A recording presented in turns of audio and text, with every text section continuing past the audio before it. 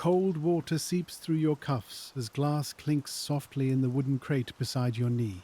It is just before 4 in the morning in a Detroit dairy plant in the 1920s.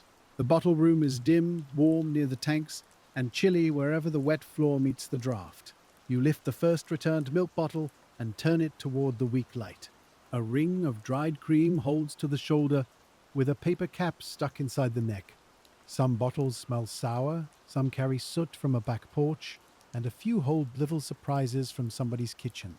Your work is simple in outline, but slow in the hands. Sort, soak, scrub, rinse, inspect, and send the glass onward. Beyond the wall, the filling room will soon need clean bottles for the morning's milk. For now, there is only the steady drip from the racks, the sting of washing soda, and the first crate waiting to be emptied. And in this quiet, repetitive place, every bottle begins its small journey back to usefulness. The first wagon has come in heavier than expected, and you hear the driver dragging another crate across the threshold. He does not say much because it is too early for talking, but the scrape of wood on wet concrete tells you enough. There are more empties than the rack beside the tank can hold, and the clean shelves are still almost bare. So the morning begins with a small problem, not loud, not sudden, just present. You set the first bottle aside, not because it is dirty, but because the lip has a shallow chip under your thumb. A chipped lip can cut a paper cap, or a child's mouth, or the hand of the man feeding the filler. So it goes into the reject box, with a dull knock against other glass that has reached the end of its usefulness. The next bottle is sound, though it carries a grey thumbprint of coal soot along one side. Detroit mornings leave soot on almost everything in those years, on porch rails, on laundry, on windowsills, and on milk bottles left out before dawn. You turn it once, check the heel, check the shoulder, and place it in the soaking crate. That is how the pace is made. One choice at a time. Keep, reject, soak. Look again. The returned bottles have come from many kinds of houses, though they all look similar when stacked in damp wooden cases. Some have waited on the steps of brick duplexes near the streetcar lines. Some have stood in the shadow of boarding houses where men leave before sunrise for the auto plants. Some have sat in alleys behind small groceries where yesterday's mud has dried along the base. A few have been carried in from narrow kitchens, rinsed carefully by someone who hated waste. A few have not been rinsed at all. Those are the ones that speak first when the cap comes loose, with a sour, heavy smell that rises from the neck. You do not flinch, because flinching wastes time, and time in a bottle room is always counted in clean glass. You tip the bottle toward a drain pail and let the old milk slip out in a thin, clotted ribbon. Then you tap the neck with 2 fingers to free a wad of paper that has swollen like pale pulp inside. A paper cap was meant to seal milk for a little while, not to spend a day soaking in somebody's sink. But customers are customers, and bottles come back as they come back. The dairy owns the glass, in theory, but for the hours it sits in a kitchen, it becomes part of ordinary household life. It may hold kerosene for a stove. It may hold buttons, nails, marbles, string, or a sprig of something placed there by a child. Once in a while, you find a bottle with a spoon handle wedged inside, and no one can explain how it got there. This morning, the first surprise is a small blue marble caught in a film of cream at the bottom. You hold the bottle against the weak light and see the marble blink once, as if it has been sleeping. Then you turn the bottle mouth down over the catch basket and shake it gently. Nothing happens. You shake it again, not harder, just longer. Still nothing. Now there is a decision, small but real. You can set the bottle aside for later and keep the flow moving, or you can spend the half-minute now and save a sound quart bottle from the reject pile. Quart bottles cost money, and the dairy is always short of them at the wrong time. So you choose patience. You run a little warm water into the bottle, roll it once in your palms, and hear the marble loosen with a soft tick. It falls into the basket with the paper caps and string ends, and the bottle joins the waiting row for the tank. The choice has cost only moments, but moments gather in a room like this. They gather in the line of dirty crates. They gather in the wet knees of your apron. They gather in the eye of the filler operator, who will soon look through the doorway to see where the clean bottles are coming. The bottle room sits at the back of the dairy, away from the cleanest work, but close enough that everyone hears everyone else. Beyond one wall are the pasteurizing tanks, where milk from morning cans will be heated and held according to the rules of the plant. Beyond another is the filling room, with its brighter light, its capped bottles, and its smell of fresh milk, rather than old milk. Your room is where the return begins. It is the place where the public touches the dairy, though the public rarely thinks about it. Every bottle that leaves the plant will come back with a little trace of the home it visited. That trace must be removed, not almost removed, but removed enough that the bottle can be trusted again. In the 1920s, trust is becoming part of the milk business in a new way. Cities have learned, slowly and painfully, that milk can carry sickness when it is careless, warm, or dirty. Dairies advertise clean barns, sealed caps, pasteurized milk, white coats, and bright wagons. But before the clean cap and the neat label, there is always the returned bottle. There is always someone like you, standing over wet crates before dawn. Another crate arrives with a darker patch under it, and you know before opening it that something inside has leaked. The driver mutters that the east side alleys were bad yesterday, all mud and broken planks, and one case road tilted. You nod because the reason matters less than the result. Sour milk has dried between the bottles, and the crate smells like a warm cellar, though the room is cold. You pull the bottles one by one, using the rhythm your hands know. First, the embossing. The glass should carry the dairy's name, molded, raised, and clear on the shoulder or the side. If it belongs to another dairy, it cannot go forward with yours, even if it is perfectly sound. Milk bottles move around a city like small mistakes, left on wrong porches, exchanged by grocers, returned in mixed lots. A bottle from a rival dairy may have the wrong lip, the wrong shape, or the wrong volume. It may jam in the filler, fail to take the cap, or bring an argument no one wants. So your eye learns names the way a reader learns familiar words. You do not sound them out. You see the curve of a letter, the height of a shoulder, the thickness of the base. This one is yours. This one is not. This one is yours, but cracked at the heel. This one is old and cloudy, with milkstone clinging in a pale ring. Milkstone is not really stone, though it looks stubborn enough. It is the hard mineral and milk film that gathers when bottles are not cleaned well, especially around the shoulder where a brush may miss. It gives the glass a cloudy cast, like a breath that will not wipe away. If it goes forward, someone may see it under a kitchen lamp and wonder if the milk is clean. That doubt is enough to matter. So the cloudy bottle is set aside for a longer soak, and the sound ones go toward the tank. The crate is half emptied when you find the second surprise of the morning. A narrow bottle has been pushed among the quarts, a pint bottle from a cream route, its mouth too small for the regular carrier. If it slips into the wrong place later, it may strike the brush wrong or break in the machine. You place it in a separate corner with other odd glass. The floor is beginning to fill with categories: sound quarts, questionable quarts, other dairies, pints, rejects, bottles needing hand attention, bottles waiting for the caustic tank. Each pile makes sense only if you keep it in your head. No one writes all of it down at this hour. The room depends on memory, habit, and the small map your boots make across the floor. By 4:30, the steam line gives a soft knock inside the wall. It is not a frightening sound, just the metal waking as heat comes through. The soaking tank waits low and long, its surface dull under the lamps. The water is not plain water. It holds washing soda and a stronger caustic cleaner, enough to cut old fat and loosen paper from glass. You respect it because it does what cold scrubbing cannot do. You also respect it because it will redden your wrists if you let it sit on your skin. The apron protects some of you, the gloves protect some of you. Nothing protects you completely from a wet job done for hours. Your cuffs are already damp. Your fingers have begun that early wrinkling that tells you the day has taken hold. You lift a wire crate of sound but dirty bottles and lower it slowly into the tank. The first touch of hot alkaline water releases a smell that is hard to name. It is soap, sour milk, wet paper, and heat. Tiny bubbles slide up inside the necks. Paper caps loosen and rise like pale leaves. A film of old cream breaks apart on the surface. You take the skimmer and draw the floating scraps toward the side. If the paper stays in the tank, it will soften, tear, and travel where it should not go. It can cling to a bottle lip. It can block a screen. It can make the next step harder than it needs to be.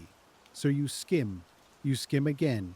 You tap the skimmer on the pail, and wet paper falls with a soft slap. The motion is plain, but it is part of the whole chain. A filling room can look orderly only because a bottle room accepts disorder first. The second driver comes in before 5, earlier than you expected, with a motor truck from a longer route. You hear the engine before you see him, a low, uneven idle outside the loading door.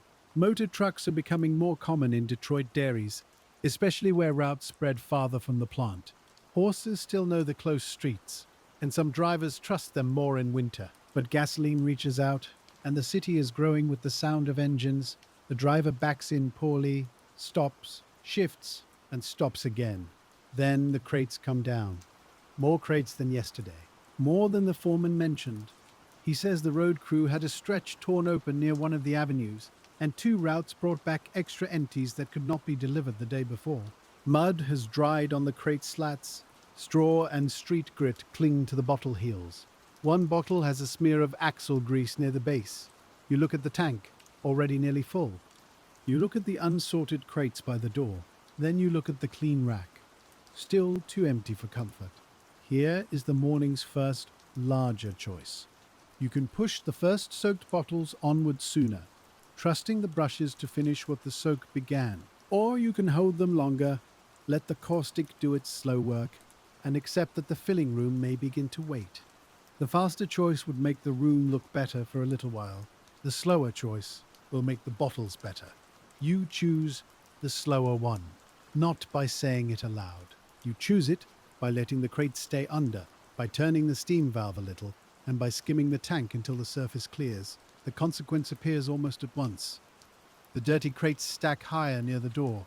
The path to the drain narrows. The first clean rack remains thin, and a man from the filling room glances in as he passes. He does not complain, he only looks. In a dairy plant, a look can carry the weight of a question. Will the bottles be ready? Will the milk have somewhere to go? Will the morning stay on its wheels? You bend to the next crate and work faster without making the work careless. That is one of the quiet skills of a job like this. Speed is not a rush. It is fewer wasted motions. You pull 2 bottles with one hand and steady the crate with the other. You let your thumb pass over each lip. You turn the glass toward the lamp only when the shape feels doubtful. Sound. Chipped. Wrong dairy. Sound. Clouded. A bottle with a paper cap jammed sideways. A bottle with something dark in the bottom that proves to be coffee grounds. Someone must have used it for kitchen scraps, maybe just for a moment, maybe because it was handy. You do not judge the household. A milk bottle is a useful thing. It has a narrow mouth, strong glass, and a shape that stands upright on a shelf.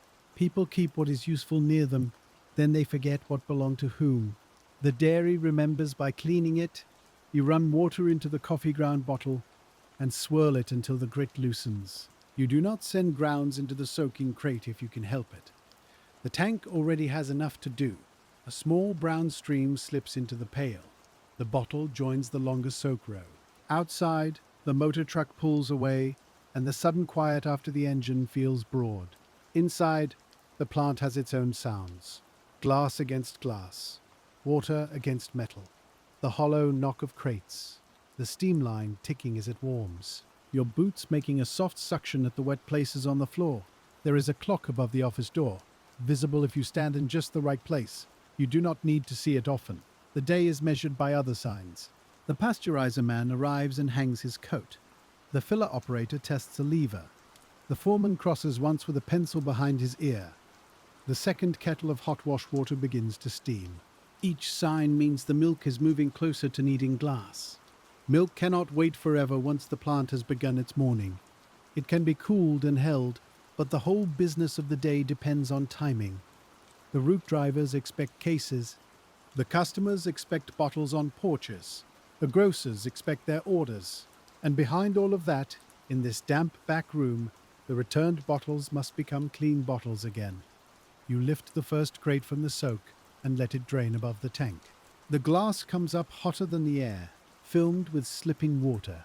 A paper label fragment clings to one shoulder, though most milk bottles in local trade are identified by embossed glass and caps rather than full paper labels.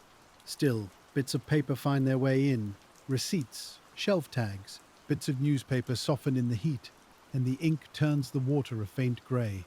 You catch them before they break apart, because torn paper is harder to chase than whole paper. The tank makes its own slow weather, warm vapor rising into the cooler air above the floor. It dampens your hair, beads on the rim of the lampshade, and settles on the wooden crate handles. The steam valve gives another small click, and the surface of the water begins to tremble more evenly. That is a good sign, though not one most people would notice. Too cool, and the fat clings to the glass like a stubborn veil. Too hot, and your hands pay for every careless splash. The proper heat is not guessed once and forgotten. It is watched, listened to, and felt through the rhythm of the room. You do not put your hand in to test it. You read the tank by the way paper curls, by the way cream breaks, by the sound of bottles shifting underwater. The plant may own a thermometer, and the foreman may trust its narrow column. But your own sense of the work has its place beside it. A washer learns the difference between hot water that looks busy and hot water that is truly cleaning. The first soaked crate is ready for the next part of its return. You lift it slowly, because wet glass has a way of knocking itself against its neighbors. The bottles rise in rows, mouth downward, each neck dripping a bright line back into the tank. The smell changes as they drain, less sour now, more mineral, more like soap, steam, and old heat in iron pipes. You set the crate beside the feed table, where the mechanical washer waits with its jaws open and still. It is not a large machine by the standards of Detroit industry, not beside the presses, conveyors, foundry cranes, and assembly lines growing across the city. But in this small dairy, it is the hard-working center of the bottle room. It has chains, guides, spray pipes, and stiff revolving brushes that reach inside the glass. It can do more work than a man with a hand brush if the man feeds it correctly. That small condition matters. If the bottle enters crooked, the machine will not forgive it. If the neck is chipped, the brush may catch and worry the crack wider. If the bottle is too narrow, the carrier may hold it wrong. A machine can make labor easier, but it also makes mistakes faster. So you stand close, watching every mouth, every shoulder.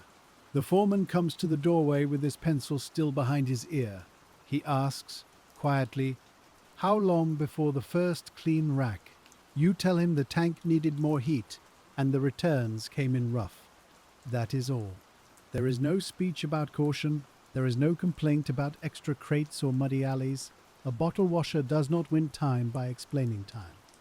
The foreman looks at the tank, then at the feed table, then at the waiting crates. He nods once, because he sees enough. He has his own pressures beyond the wall. Milk has arrived in cans, and cream has risen in the order books, and routes must leave with something to sell. But he knows a cloudy bottle can undo the clean look of a whole case. He steps away, and the room feels slightly larger again. You take the first bottle from the drained crate and set it mouth down into the machine carrier. The glass is warm through your glove. A chain catches the bottle and draws it inward. For a moment, it disappears behind the wet metal guard. Then the brush finds it. You hear a rough, hollow buzzing as the bristles enter the neck and spin against the inside wall. The sound is steady when the bottle is seated right. It chatters when something is wrong. You listen the way a driver listens to a wheel bearing or a printer listens to a press. The machine talks in small changes. The next bottle goes in, then the next. The carrier takes them one by one, and water strikes the outer glass in quick silver bursts. It is louder now than the sorting was. Not loud like a factory floor full of stamping machines. Loud in the wet, close way of water, brushes, chain, and glass. The sound fills your ears, then settles into the background of your body. After a while, you do not hear each bottle. You hear the pattern. Set, catch, brush, rinse, release, set, catch, brush, rinse, release. At the far end, the first bottles come out cleaner than they went in. Not finished, not trusted yet, but clearer, With the old film broken and the necks free of paper, you place them into a rinse rack and let fresh water finish what caustic and brushes began. The rinse water must run clean. If the wash leaves alkali on the glass, the bottle may look clean and still carry a sharp taste. No dairy wants a customer pouring milk into a cup and smelling soap. No mother wants a child to make a face at breakfast. So the rinse is not a polite extra, it is part of the promise. Hot wash loosens, brushes scour, fresh rinse carries away what should not remain. The bottle must come out empty of yesterday, ready for today.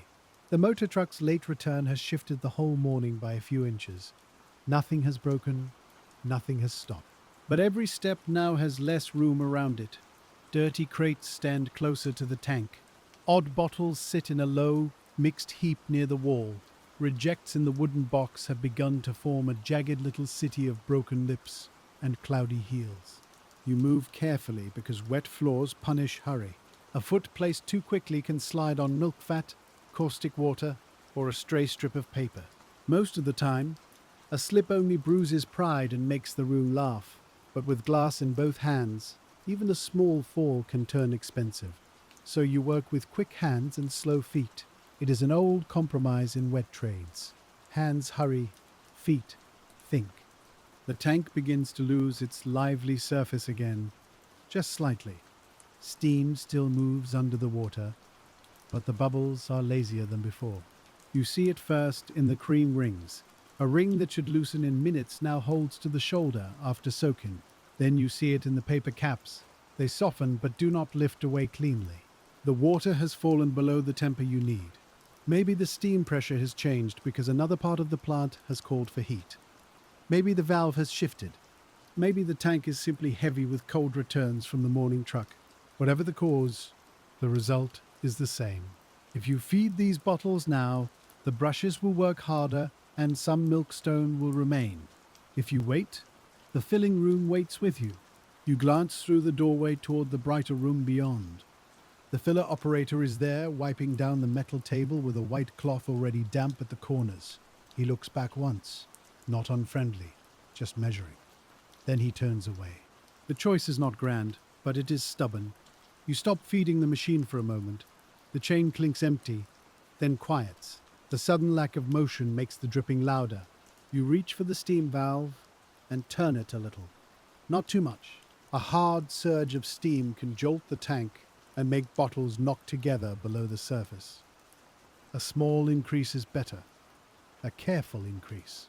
The pipe hisses, and the metal beneath the tank answers with a soft rolling sound. You skim the surface again, drawing off paper, cream scum, and a floating matchstick from somewhere unknown. It is always strange the small things that travel through a city in returned glass. A matchstick, a hairpin, a length of red thread, a folded corner of waxed paper. No single object means much, but together they tell you that every bottle has lived somewhere else overnight. You give the worst row another few minutes under the water. Time passes differently when you are waiting for cleaning to happen. It is not idle time. You are watching, skimming, adjusting, and moving the next crates into reach. Still, you feel the minutes gather behind you. The filling room will not care that each minute was used well. It will only see whether clean racks are ready. That is one reason the bottle room can feel thankless. Good work disappears into plain glass. Bad work announces itself. A clean bottle carries no signature. A dirty one carries your name, even if no one says it aloud. The tank warms again. You can see it in the way the old cream loosens at the shoulder, falling away in cloudy threads. You lift one test bottle with a hook and hold it near the lamp. The inside looks clearer, not perfect, but ready for the brushes to finish. You start the machine again. The chain takes up its work with a short jerk, then smooths into motion. The first bottle enters, the brush catches, and the old rhythm returns. Set, catch, brush, rinse, release. Your body accepts the pattern again, and some of the tightness leaves your shoulders. This is how a morning survives a setback. Not by becoming easy, by returning step by step to work that can be trusted. The first full clean rack begins to take shape near the inspection bench. The bottles stand upside down, their open mouths resting in the grooves, their bases catching the weak light. They are not shining like advertisements. They are working bottles. Thick, practical, a little scuffed at the heel. Some have bubbles trapped in the glass from when they were made.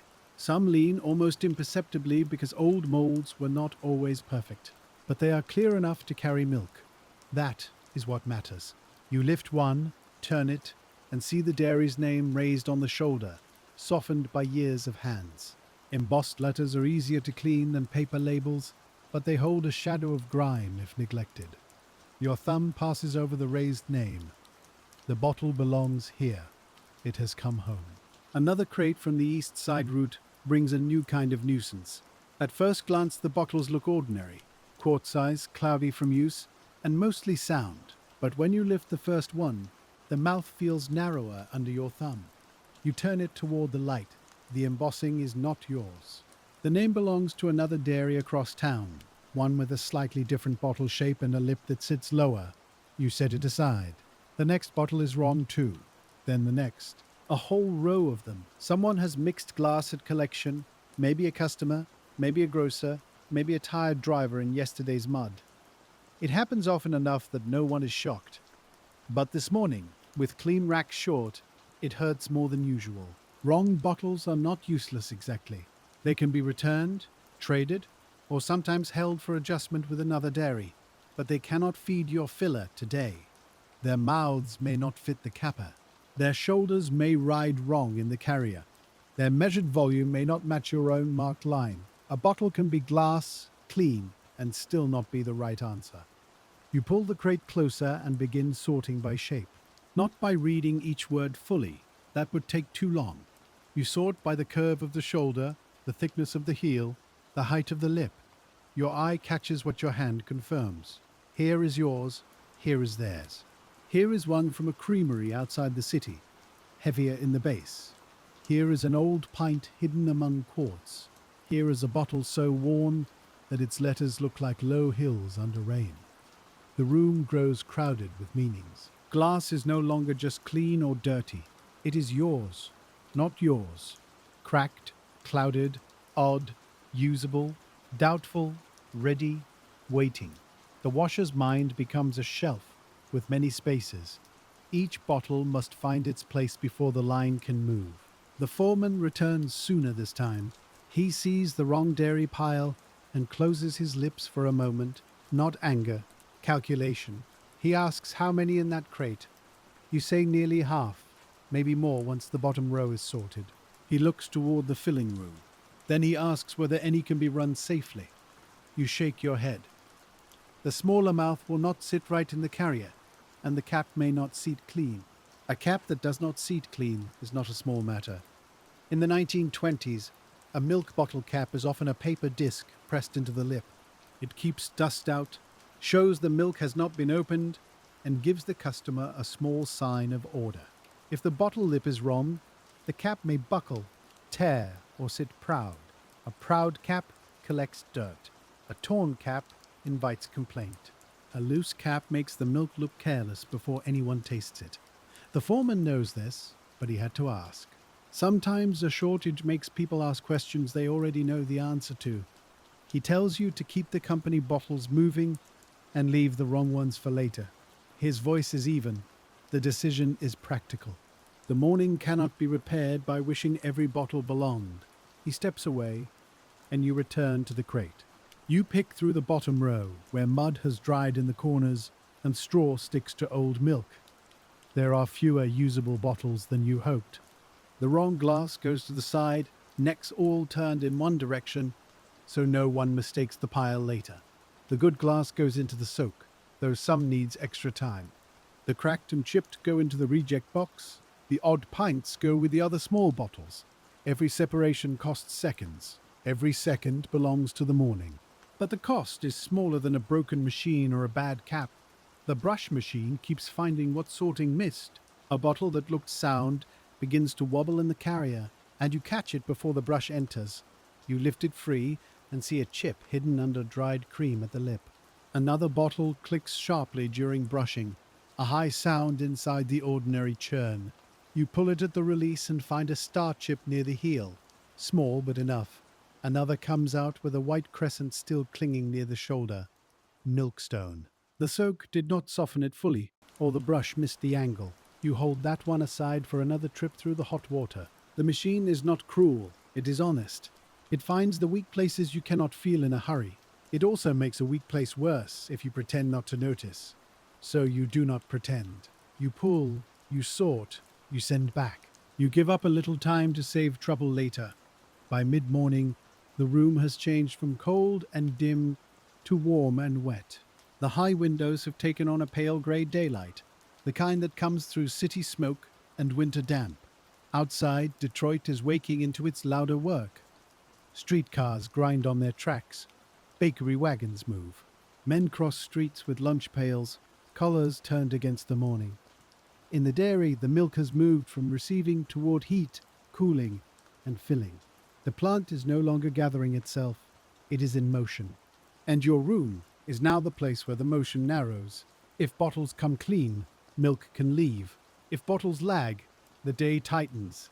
You have been standing long enough that your legs know the floor better than your thoughts do. There is a low place near the drain where water collects. There is a raised seam by the tank that can catch the edge of a crate. There is a dry patch under the shelf where a man can stand for a moment and feel grateful. You use that dry patch when you can, not for rest exactly, for balance. You shift your weight, flex your fingers inside the gloves, and pull the next clean row towards inspection. Your cuffs are soaked now. The apron hangs heavy against your knees. Caustic water has found a small place near your wrist, and the skin there feels hot and tight. You rinse it at the side tap because ignoring it will only make it worse. Then you return to the bottles. The work does not pause simply because a wrist stings. It only waits for your hands to come back. At the inspection bench, the light is brighter than the rest of the room. Some plants use a simple box with a lamp behind a white glass panel. Some use a window when the day is clear enough. This morning, the lamp does most of the work. You lift each clean bottle and turn it slowly before the light. The glass magnifies tiny things. A hairline crack appears as a silver thread. A chip on the lip makes a shadow at the rim. Cloudiness inside the shoulder shows itself as a pale blue. A good bottle lets the light pass with only the greenish tint of common glass. A bad bottle stops the eye. The inspection is quiet compared with brushing, but it asks more of you. Sorting uses hands. Washing uses routine. Inspection uses attention, and attention can grow tired. You turn one bottle and the letters on the shoulder pass across the light. The glass is clear, the lip is whole, the heel is scuffed but sound. It goes into the approved rack. The next bottle has a line at the base, not a crack, a mold seam. You know the difference because the seam stays even, raised slightly, and follows the old shape of manufacture. A crack wanders. A crack catches light in a sharper way. You approve the bottle. The next has clouding near the shoulder, too high for comfort. Back to the wash. The next is wrong dairy, missed in the speed of feeding. Side pile. The next is chipped. Reject. The bench becomes a quiet court where no bottle argues. Each one is held, turned, judged, and placed. It would be easy to think this job is only cleaning.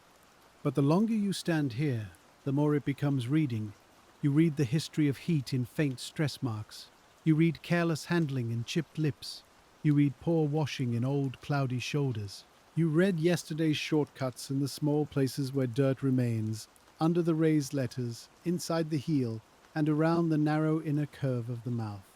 A bottle keeps a record, even after the customer has forgotten it. You do not think of it in grand terms while you work, because grand thoughts are hard to hold with wet gloves. But your hands know that each clear bottle has been persuaded back into service, not merely washed.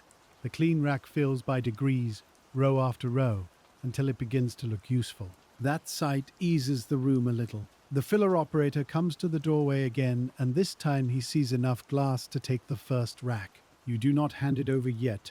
You finish the row in front of the lamp, turning every bottle because almost clean and almost sound are not the same thing.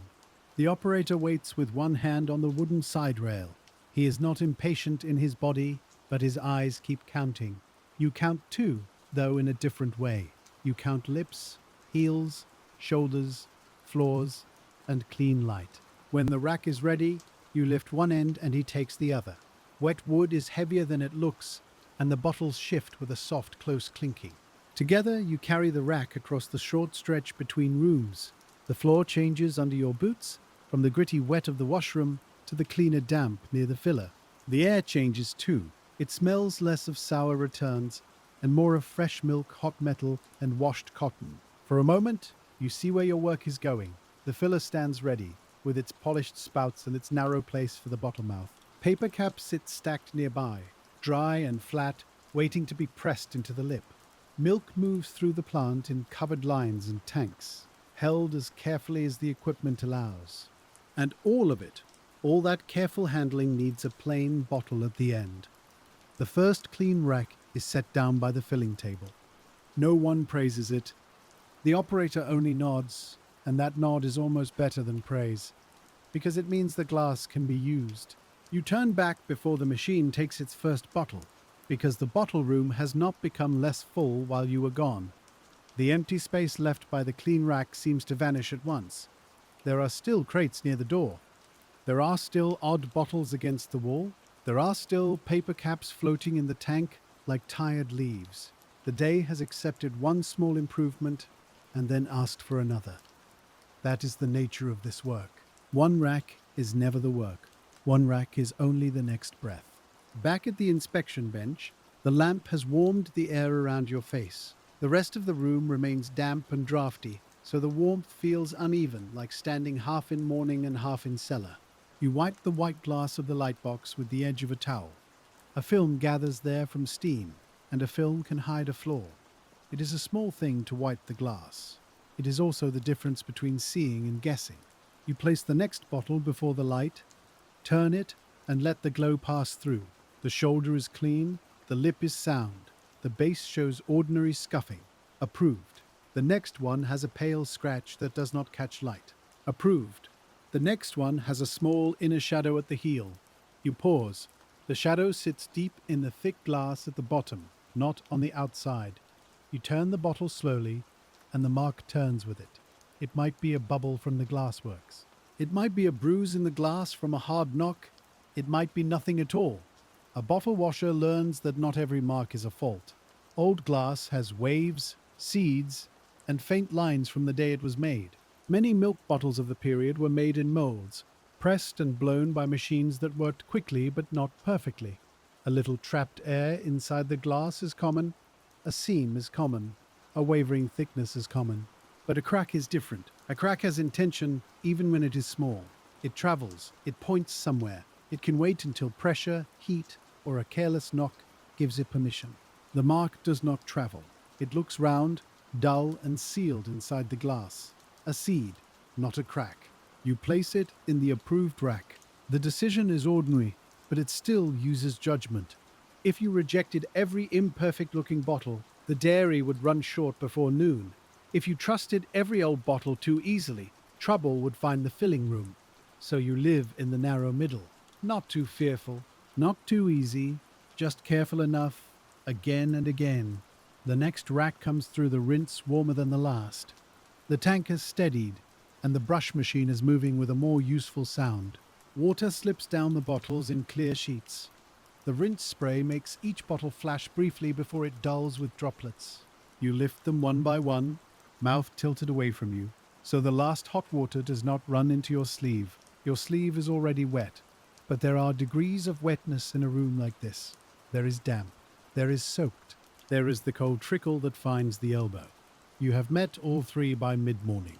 The apron pulls at your neck, and your gloves feel heavy at the fingertips. Still, the rhythm holds. Feed, brush, rinse, inspect. Rack.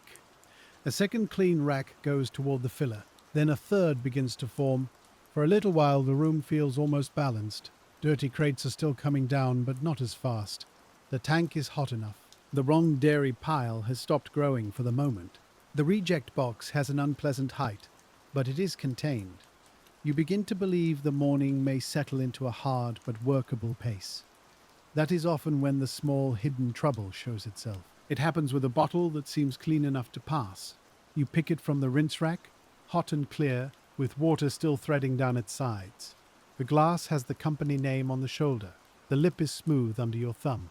The heel looks worn but not broken. You bring it before the light, turn it once, and see nothing. Then, as the warm bottle cools slightly in the air, a tiny star appears near the shoulder. It is not large, it is not loud. It is only a bright little center with two fine lines running from it, like a frost mark on a window.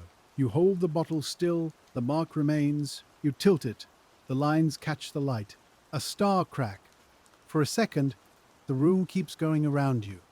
The brush machine continues its wet turning. The tank breathes. The filler beyond the wall takes bottles from the first approved rack. But in your hand, the day has changed by a fraction. A star crack near the shoulder is not only a flaw, it is a warning. The bottle may have been knocked hard in a crate. It may have been stressed by hot water after cold storage. It may have been weakened long before, and only now chosen to show it. If it went to the filler, it might break under handling. If it reached a porch, it might fail in a customer's hand. If a child lifted it by the neck, the crack might find its way through. The bottle goes into the reject box at once. Not gently, not angrily, just firmly. Then you look back at the rack it came from. The other bottles stand there, upside down, bright with rinse water. They came through the same tank. They rode in the same crate before washing. They may have knocked together in the same truck. One star crack does not prove the rest are bad, but it asks a question you cannot ignore. You lift the next bottle from that rack and turn it before the light. No crack. You lift the next. No crack. The next has a thick mold seam near the base, but no crack. The next looks clear until a faint line at the lip catches the lamp. You hold your breath. It is only a scratch. Still, your hand slow. The machine behind you keeps wanting to feed the morning, but attention has moved elsewhere. The foreman appears at the doorway again, and this time he sees you standing still with a bottle in your hand. A standing washer is never a good sign during a rush. He asks what you have found. You show him the rejected bottle, pointing to the star near the shoulder. He takes it, turns it toward the light, and his face changes only a little. Foremen learn not to show every calculation. He looks at the rack. Same crate, he asks. You say you think so, from the row that came through after the east side returns. He looks toward the filler, where the first clean bottles are already being placed under the spouts. Then he looks back at the rack in front of you. The question is quiet, but it has weight. How many did that crate make? You try to remember the path of the bottles. The original wooden case had been mudded on one side. It had stood near the second truck delivery. Some rum dairy bottles were mixed in that batch, but this particular row seemed to be company glass. You fed them after the tank reheated. They went through the brush machine without much chatter. They rinsed clean. They came here. A few may already be in an approved rack. A few may already be at the filler.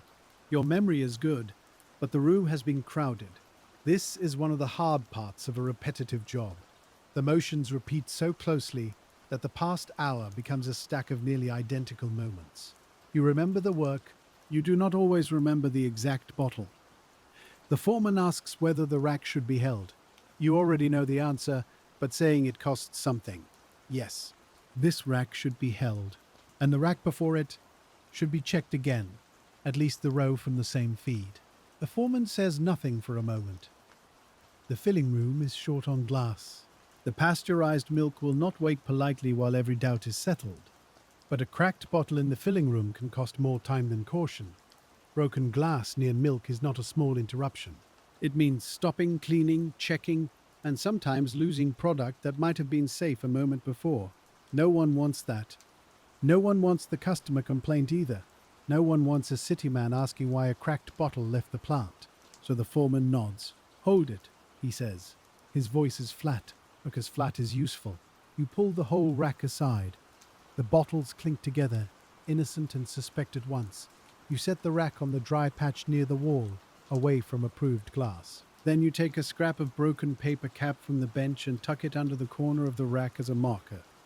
It is not official. It is not elegant. It is simply visible. Do not use. Look again.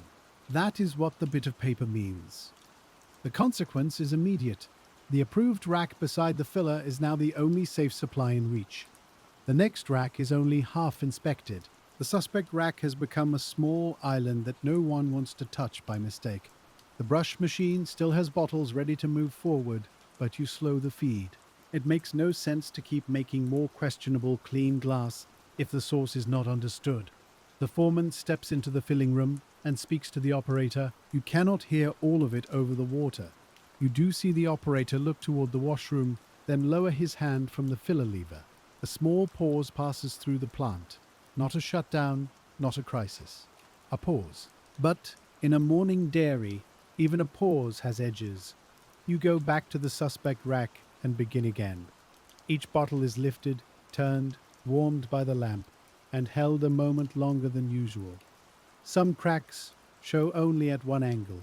Some hide near the shoulder, where the glass curves and thickens.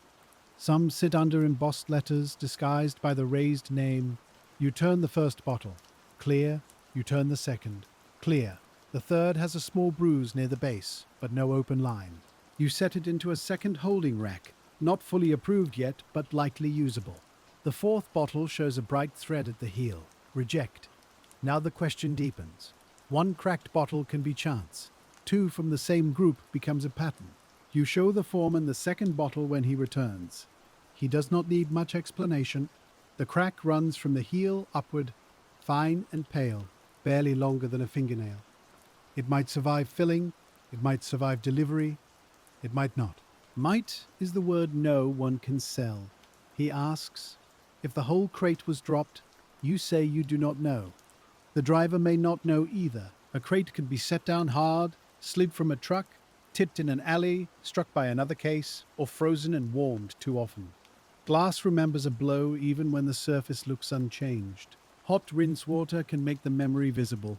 The foreman rubs his thumb along the bottle base, though he cannot feel the line. Then he places it in the reject box himself. This is the moment that changes the rest of the day. Before the star crack, the morning was delayed by dirt, wrong bottles, and low heat. Those are ordinary troubles. They can be worked down. A bad batch of glass is different. It reaches backward into racks already washed, and forward into bottles not yet filled. It asks for time you do not have, and it asks for judgment no machine can supply. You look at the rows waiting behind you. They seem less plain now. Every clean bottle has become a question with a round mouth and a thick base. You will have to answer each one. The foreman decides that all bottles traced to that muddy east side crate will be pulled aside if there is any doubt. He does not say it loudly. There is no room for loudness. He tells you to keep sound glass moving, but not to force the doubtful ones. That instruction sounds simple until you stand with your hands in it. Because sound and doubtful are not always cleanly separated, a bottle may look sound until turned. A crack may appear only as it dries. A row may contain safe bottles beside strained ones. The work becomes slower not because your hands have forgotten speed, but because each decision has become heavier. You move back to the feed table and look at the bottles waiting for the brush machine. The crate marks on the floor are not as clear as they should be. Water has blurred mud streaks. Other crates have been shifted. The odd dairy pile has moved once to clear a path. Still, you can reconstruct enough. The suspect returns came from the muddy case with straw pressed into one corner. Some of those bottles are now in the partial rack near the light. Some may still be in the soak.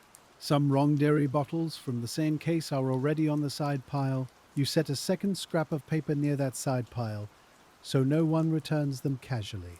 Then you pull the next soaking crate upward and let it drain longer than usual. You want to look before you feed. Steam rises from the crate and fogs your face. The bottles hang neck down, dripping. You lift one from the wire carrier and check the heel.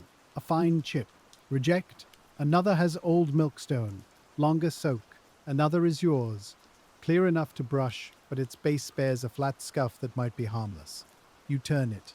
No line. Feed. The chain takes it. The brush enters smoothly. The machine still does what it has always done. But now its steadiness feels almost too calm. Machines do not know that the day has changed. They only repeat what they are given. The filler room begins working in smaller bursts. You hear the soft set of bottles under spouts, the brief sound of milk entering glass, the press of caps. Then it stops. Then it starts again when another small approved row arrives. This uneven rhythm tells everyone the same thing. The washer is feeding the plant carefully, not freely. No one says the word shortage yet, but shortage is forming in the spaces between racks. It is present in the operator's pauses. It is present in the foreman's trips between rooms. It is present in your own hands, which now hesitate a breath longer at every mark. In a larger plant, there might be more reserve glass. There might be a newer continuous washer, a better conveyor, a larger crew, and a storeroom full of extra bottles. But many city dairies in the 1920s live close to their daily needs. Bottles are expensive. They are bought, used, returned, washed, and sent out again, over and over. Customers may pay deposits or be expected to return the glass because the route man knows the household. Even so, bottles vanish. They break in kitchens. They sit in pantries. They are borrowed for nails or stove oil. They are returned to the wrong dairy. They freeze on porches in winter and crack when brought near heat. A dairy can own thousands of bottles and still feel short before noon. That is why your reject box feels heavier than glass. It feels like lost time. Shh. You take a moment to count what is safe. Not an office count, a working count. One full approved rack at the filler. One partial rack almost ready. One row waiting for second inspection. Two suspect racks aside. Several crates still soaking. A Ron dairy pile large enough to be annoying. Rejects too many. The numbers do not need to be exact to tell the story. The plant can make the afternoon run, perhaps. But perhaps is not a promise, and everyone in the plant knows the difference. You reach for the next bottle, and your hand moves with a little more care than it did an hour ago. The glass is warm from the rinse, but the room around it has begun to feel cooler, because the pace has narrowed. You turn the bottle before the light, and the raised name slides across the white glow. No crack, no cloud, no chip. Approved. The next bottle has a clean lip, but a dull place inside the shoulder. You roll it slowly, and the dull place stays flat, as if a little fog has been trapped there. That is not good enough for the filler. Not this morning. It goes back to the longer wash side, where the doubtful bottles wait with no complaint. You can feel the morning sorting itself into smaller and smaller decisions. Each one is plain. Each one costs time. The foreman comes back with a short pencil and a small pad from the office. He does not usually write much in the bottle room during work, because paper does poorly where everything drips. Still, now he needs some kind of count. He asks how many rejects from the suspect crates so far. You tell him 2 cracked, 1 chipped, several doubtful, and the rest still being checked. He writes it down with a slow hand, shielding the page from spray. Written numbers change the feeling of a thing. A broken bottle in the reject box is only glass. A broken bottle in a foreman's pad becomes loss, delay, and explanation. It may become a note in the day's report. It may become a question for a driver. It may become a reminder to buy more glass before the end of the week. But here, beside the light box, it is still only a bottle you must not send forward. You turn another one, and the lamp shines cleanly through. Approved. The filling room begins to work again, but carefully. You hear the dull knock of an empty rack being set into place. You hear milk running into glass, short and soft, like rain inside a pipe. You hear the capper press paper discs into lips that you have already touched, checked, and trusted. Then the sound stops again. That stop reaches you more than the sound of work. It tells you the rack is empty. It tells you the filler is waiting. The foreman steps into the doorway and watches without speaking. He is looking at the approved rack near your elbow. Half full now, not enough to carry away. He is also looking at the suspect glass against the wall. A good foreman counts what is present and what cannot be used. Sometimes the second number is the one that matters more. You place another clear bottle into the approved row, then another, then one with a hidden bruise goes aside. The city outside has brightened, but the bottle room remains its own weather. The high windows show a grey Detroit sky, smudged by coal smoke and factory breath. A thin line of daylight lies across the wet floor, broken by crate shadows. Steam lifts from the tank and softens the edges of the room. The lamps still matter more than the windows. In here, daylight helps, but it does not decide. The inspection lamp decides. By late morning, the first note of the healthman's visit arrives before the man himself. The office door opens, and the bookkeeper's voice carries back through the plant. It is not loud, but the foreman hears it. He turns his head. Then he wipes his hands on a towel, though they are already as clean as work will allow. A city dairy inspector has come in. In the 1920s, milk is watched more closely than it once was. Cities like Detroit have grown too large for old habits to go unexamined. Milk no longer travels only from a nearby cow to a known kitchen. It moves through farms, cans, receiving rooms, pasteurizers, cooling coils, bottling tables, wagons, trucks, grocers, porches, and iceboxes. Every place it passes can keep it clean, or let it slip. So cities send men to look. The inspector is not a storybook villain. He is a man in a coat with damp cuffs, a notebook, and an eye trained by repetition. He has seen clean rooms and careless rooms. He has seen good intentions buried under bad habits. He has seen a shiny front office with a filthy drain behind it. So when he steps into the washroom, he looks first at the floor, then the tanks, then the racks, then the piles no one wishes were so large. You keep your hands moving because stopping would look worse than working slowly. A clean bottle goes to the light. A cloudy one goes back. A chipped lip goes to reject. You hear the inspector's shoes on the wet concrete. Careful but not timid, he stops near the soaking tank where the surface carries scraps of paper cap, pale cream scum, and a few stubborn bits of pulp. He does not speak at once. He watches. The foreman explains that a suspect crate has slowed the morning. His voice stays even, not defensive. He says cracked bottles were found after washing. He says the rack was pulled. He says the washer is checking the related returns before sending more glass ahead. The inspector looks at the rejected crate near the wall. The cracked bottles sit among chipped lips, cloudy shoulders, and pieces too tired to serve again. Glass does not look dramatic in rejection. It only looks finished. The inspector asks to see the process. Not the whole plant, not a speech. Just the bottle's path. You place the bottle in your hand on the bench and take another from the dirty side. It is a sound-looking quart with dried milk along the inner shoulder and a swollen paper cap jammed under the lip. You show him the lip first. Your thumb runs around it once, no chip, then the heel, no star, then the embossing raised with the dairy's name. This one belongs. You tip the bottle over the drain pail, and a sour thread of old milk slips out. It is not pleasant, but it is honest. The inspector watches the pail, then the bottle. You rinse the loose matter away before it reaches the tank. That small step matters. A tank is for washing, not for receiving every bit of trash a house can return. The more care you take before the soak, the less filth circulates through the rest of the morning. You lower the bottle into the hot, caustic water with others of its row. The inspector leans close enough to see, but not close enough to take the steam in his face.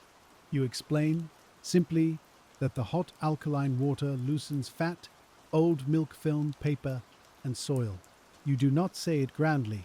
You do not sound like a chemist. You sound like a man who has seen what cold water fails to do. The bottle must soften before it can be scrubbed clean. The inspector asks about the strength of the solution.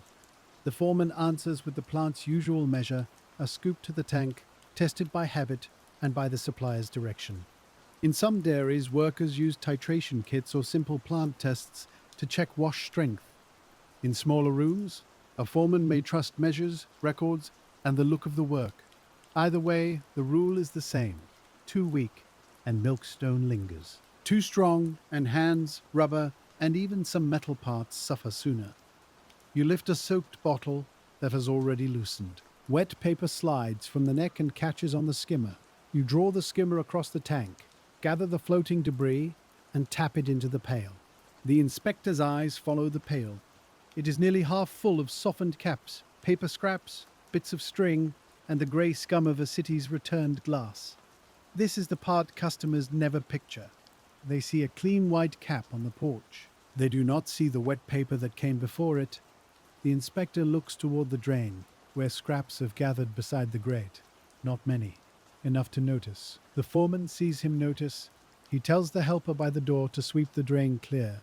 The helper moves at once with a push broom. guiding pulp and water toward the grate. It is not panic. It is housekeeping becoming visible because someone has looked. You take the bottle from the drained soaking crate and feed it into the brush machine. The chain catches, the brush enters with its hollow, bristling hum. Spray strikes the outer glass and runs in shining lines. The inspector watches the machine for longer than you expect. Machines can reassure a visitor, but only if the man feeding them is careful. A brush machine does not make a bottle clean by magic. It only repeats the care built into each step, before and after.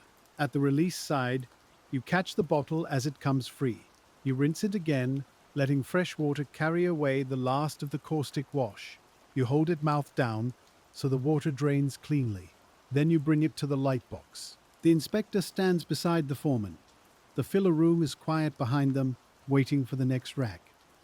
Everyone is watching the ordinary thing you do hundreds of times a day. You turn the bottle before the lamp. The shoulder clears, the lip is whole, the base has ordinary wear but no crack. You tilt it to show the inside. No milkstone, no paper, no dull haze. Approved. You place it in the clean rack, and the sound it makes is small, but it lands with relief. The inspector asks where the rejected bottles go. The foreman points to the box, and then to a heavier crate beyond it for broken glass. Some bottles can be returned to a bottle maker or junk dealer for cullet, broken glass that can be melted again. Some are simply waste, depending on contracts, damage, and the day's arrangements. The old glass is not always worthless, but it is no longer useful as a milk bottle. A bottle has one main work. When it cannot do that work safely, it must leave the line. The inspector picks up one of the cracked bottles, holding it carefully by the base. He turns it toward the window, then toward the light. The star crack catches briefly.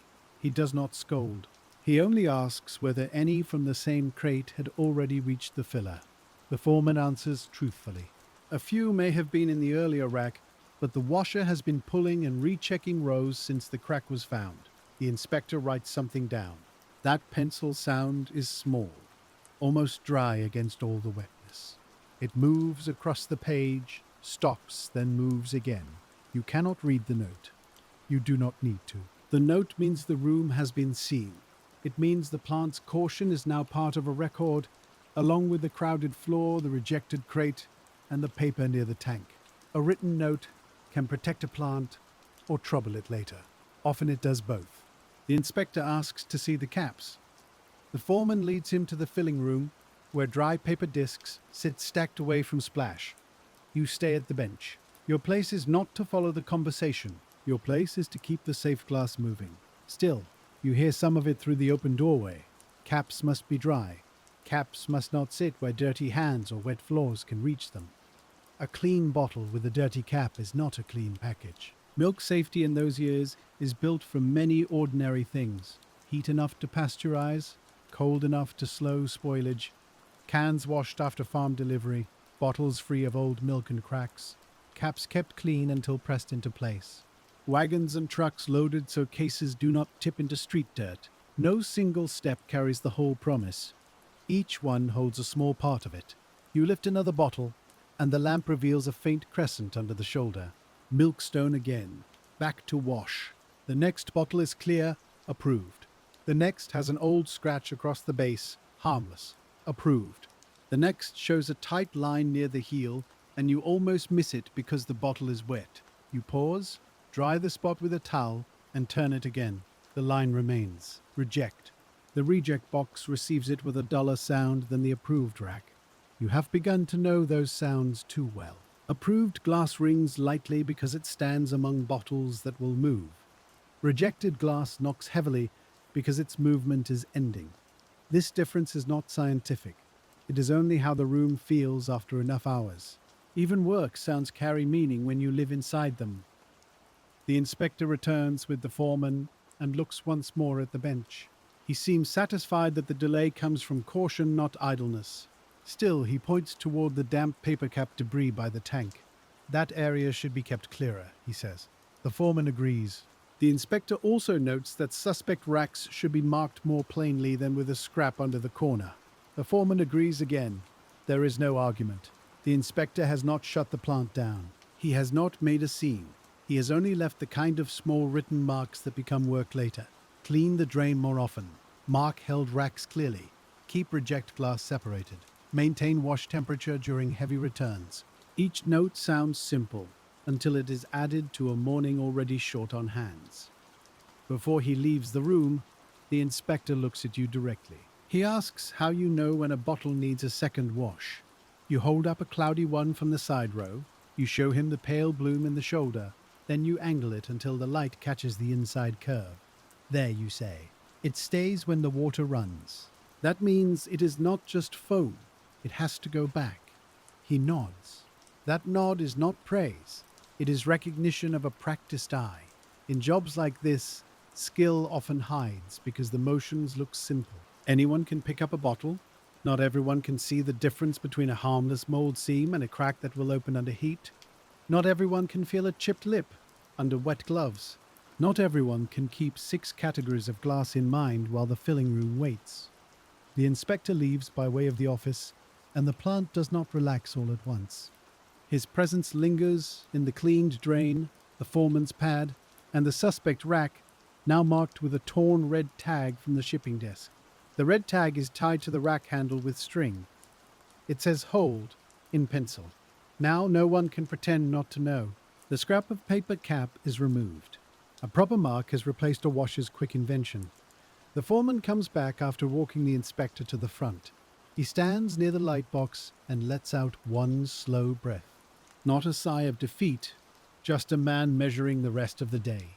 He tells you the note is not too bad, then he tells you the milk must still go out. Both things are true. You return to the bottle in your hand. The rhythm begins again, but it is not the same rhythm as before. It is smaller, tighter, and more deliberate. You are no longer trying to clear the room as fast as the room asks. You are trying to feed the plant with bottles that will not make trouble later. That difference changes your hands. They move steadily, but they refuse to be hurried past judgment. The filler operator comes in for the next approved rack. This one is not full, but the foreman tells him to take it. Small waves, he says. Keep it going. The operator nods and lifts one side. You take the other side, and together you carry the partial rack across the damp threshold. The bottles knock softly, fewer than usual, but sound. The filling room feels brighter after the washroom. The table has been wiped again. The caps are covered with a clean cloth when not in use. The first filled bottles stand nearby, pale and quiet, the milk lines smooth against the glass. Fresh milk makes the bottle look different. An empty bottle shows every flaw. A filled bottle becomes a promise to someone who will never know your name. It will sit on a porch, in a crate, beside a door, or on the counter of a small grocery. The operator sets the rack in place and begins feeding bottles under the spouts. Milk enters each one with a soft rising sound. The white column climbs, slows, and settles near the shoulder. A cap is pressed in. The bottle moves aside. Another empty takes its place. For a brief moment, the whole plant seems to work as it should. Then the rack is nearly empty, and you know you must go back. In the washroom, the foreman has begun sorting the wrong dairy bottles into a separate wooden case. He reads the embossing quickly and turns each one label side outward. Some will be traded back. Some may be held until a driver can return them. Some might be counted as lost until the other dairy does the same with yours.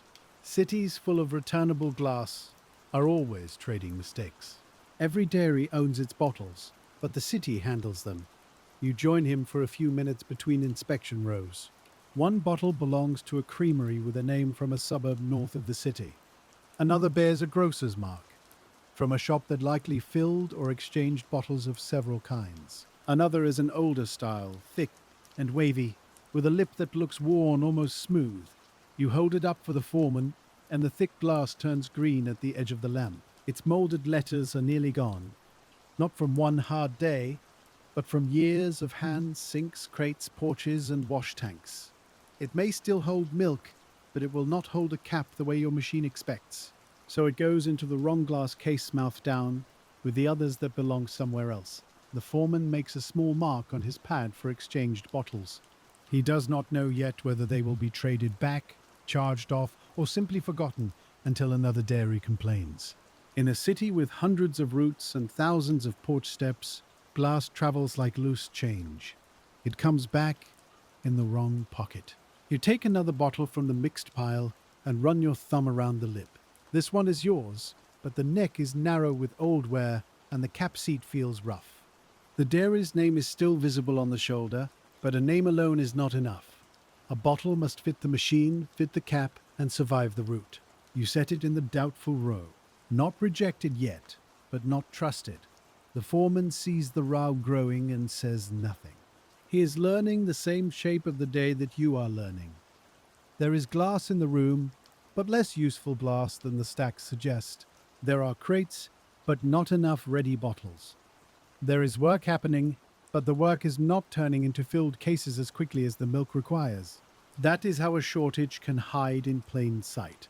The floor may be crowded with bottles, and still the filling room can be hungry.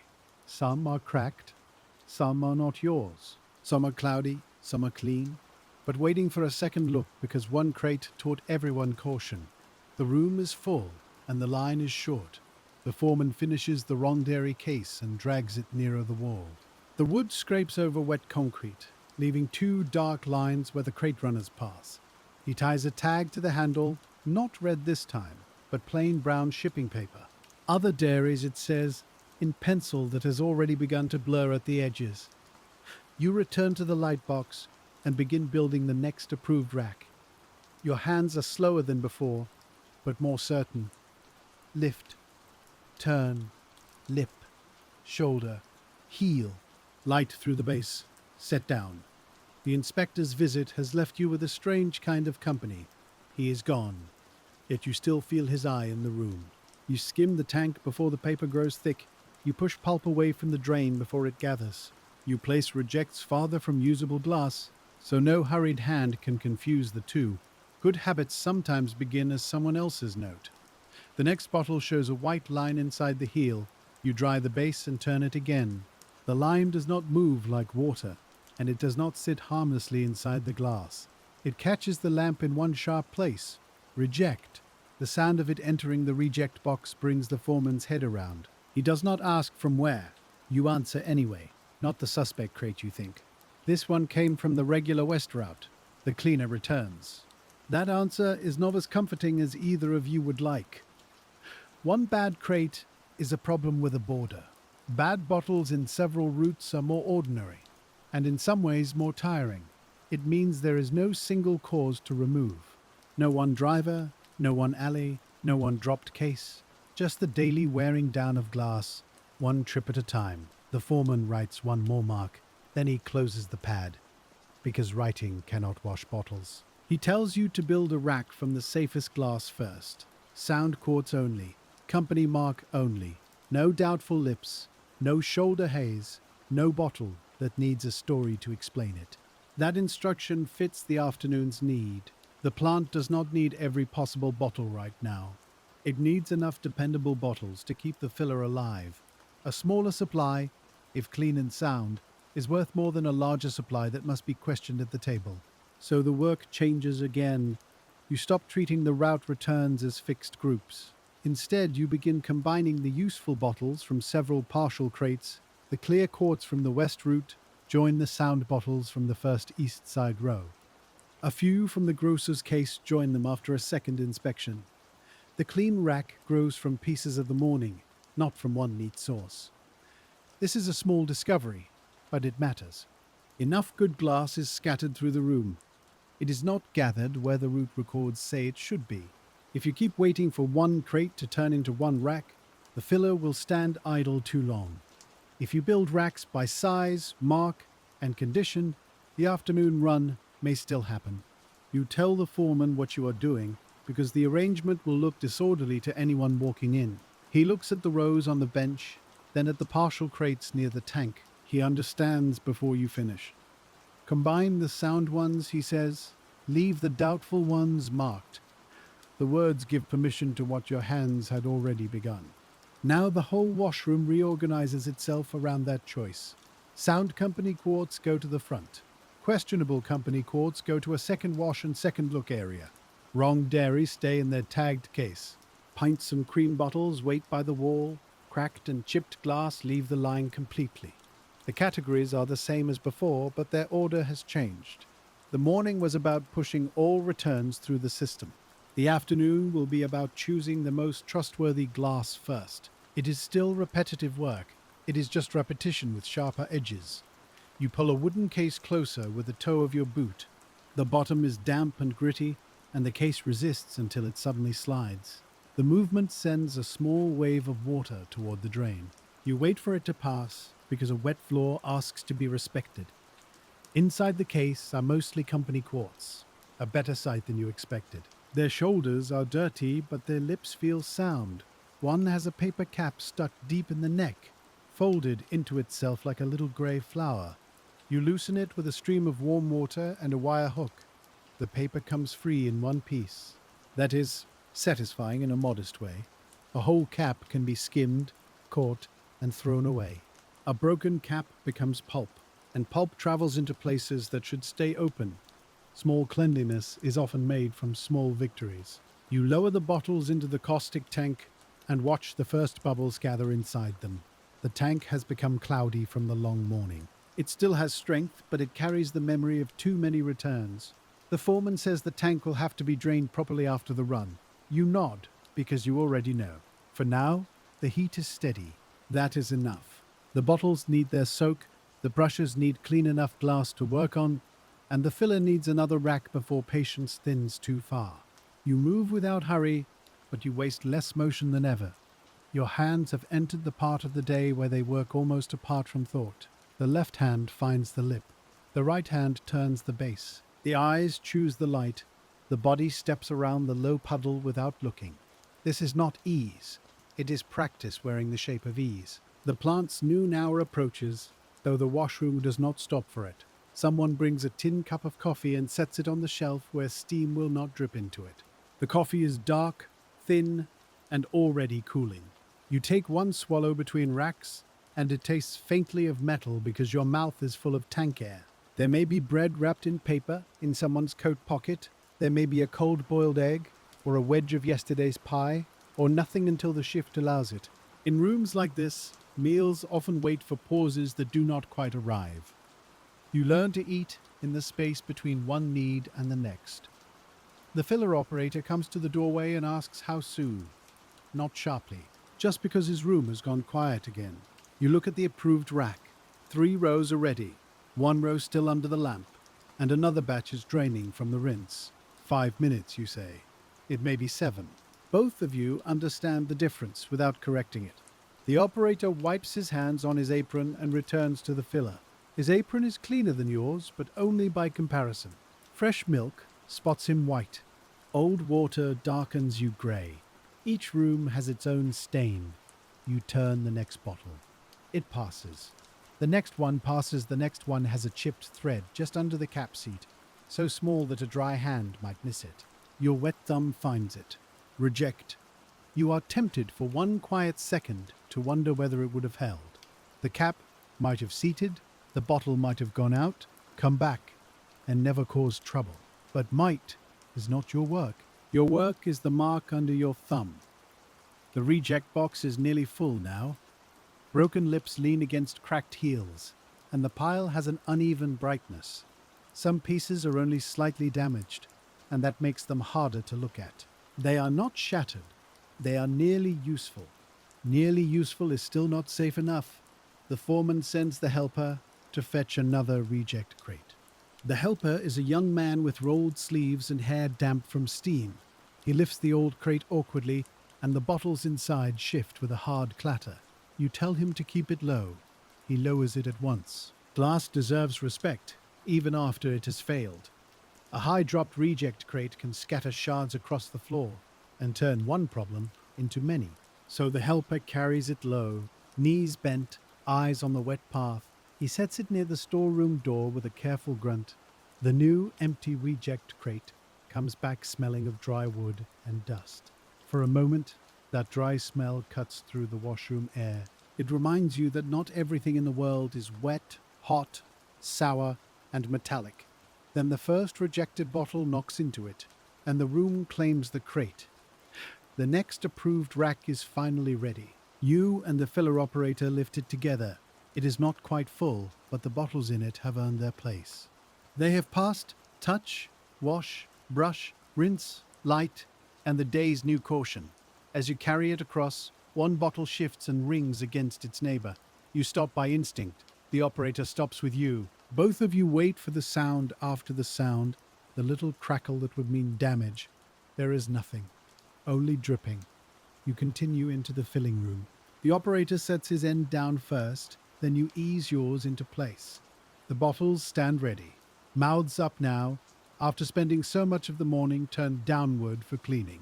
That simple change feels like a small arrival. Milk begins to flow again. The filler spouts descend or align depending on the machine, and the bottles receive the pale stream. Each one fills with a soft rising note. Then the paper cap is pressed into the lip, sealing the opening you inspected with your thumb. The capped bottles are wiped if needed and set into delivery cases. The cases do not wait long. A driver near the loading door checks his order sheet, rubs his pencil on his sleeve, and counts under his breath. Afternoon delivery will be later than planned, but late is not empty. That difference matters. A porch that receives milk late may grumble. A porch that receives none may call another dairy. In the 1920s, loyalty can be sturdy, but it is not made of iron. Households remember who brings milk and who does not. You return to the washroom with that knowledge following you. No one asks you to think about customers, but the customers are in every bottle. A child's oatmeal, a laborer's lunch pail, a boarding house table, a grocer's chilled case. The work is wet and hidden, but its consequences sit in ordinary kitchens. The next batch of combined bottles is better. You can feel the room begin to yield, not because the work is easy, but because the piles make more sense. The wrong bottles are contained. The suspects are tagged. The sound courts are moving. The second wash row is shrinking by careful choice. You feed the brush machine with steady hands. The chain takes each bottle without chatter. The brushes hum. Rinse water strikes and sheets away. The machine sounds almost grateful when it receives the right glass in the right order. Of course, machines are not grateful, but workers often give machines moods because machines share the day with them. A washer knows when a chain sounds sour. A pressman knows when a press begins to slap wrong. A driver knows when a motor's idle has turned uneasy. Listening is part of work before it becomes repair. A bottle comes out of the rinse with a small paper thread clinging under the raised letters. You catch it with your fingernail before it dries. The paper pulls away in a thin grey curl. If it had reached the customer, it would have looked like dirt. If it had reached the capper, it might have held moisture near the lip. Small things travel far if not stopped. You place the bottle under the lamp. The letters glow at their edges. The shoulder is clear. Approved. The second wash bottles are more stubborn. These are the ones with shoulder haze, old cream rings, or dried material that did not yield to the first tank. Some came from homes where bottles were rinsed late. Some sat in warm kitchens. Some were used for things a milk bottle was never meant to hold. The dairy receives them all without knowing their stories. You do not give them the same treatment as sound easy glass. They go back into the hotter part of the tank. They soak longer. A few are hand-brushed at the mouth before the machine sees them again. The worst ones may never be worth the time.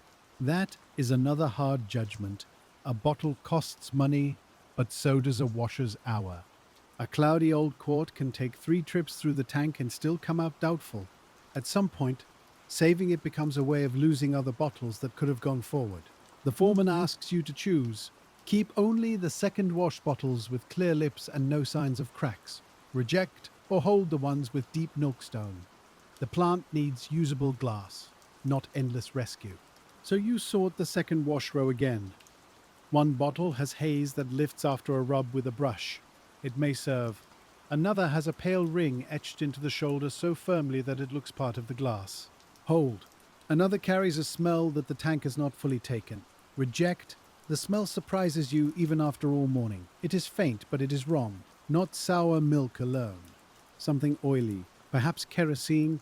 Perhaps stove fuel. Perhaps a kitchen use no one will admit. A milk bottle that smells of oil cannot go back to milk. You show it to the foreman. He smells the neck carefully, then draws back. Hold it out, he says. Not with the clean rejects. Separate contaminated glass is its own kind of nuisance. A chip is visible. A crack can be found. An odor can hide until warmth releases it. No customer will forgive milk that smells like a stove. The bottle goes into a small separate box near the wall. You mark it with chalk on the floor because no tag is close enough.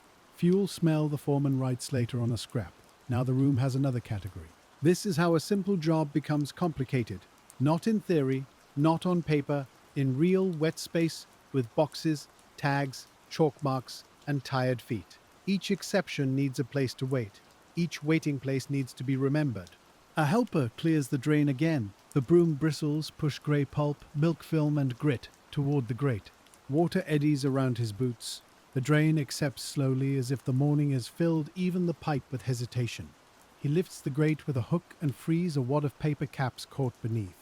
The smell that rises is sharper than the room. Old milk, hot water, paper, and the sour bottom of a workday. He makes a face, then tries not to. You pretend not to notice. Every wet trade has a drain that tells the truth. A room may be wiped and arranged, but the drain knows what has passed through.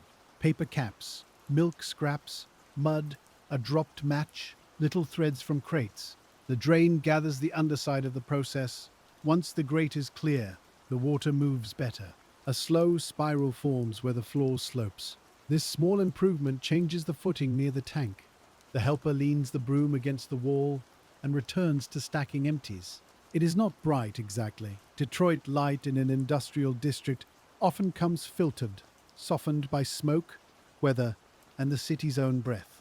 It falls across the bottle shoulders in a dull stripe, making clean glass look pale green at the edges. You can tell the day is moving on, even though the room itself has no clear noon and no clear afternoon. There is only the change in light, the change in footsteps, and the way the drivers begin coming nearer to the loading door. The first afternoon cases are being built in the next room, not quickly, but steadily enough to matter.